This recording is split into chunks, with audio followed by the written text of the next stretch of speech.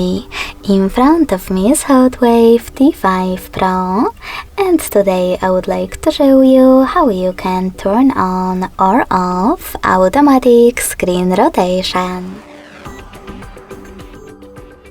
You need to begin by going into Tab menu and looking for Auto Rotate shortcut.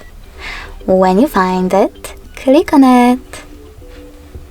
As you can see, mine is now yellow. That means that auto rotation is enabled, but you can always disable it by hitting the same tile one more time. If you wish to, you can also go into Devices Settings, scroll down and click on Display. Then scroll all the way down, click on Advanced.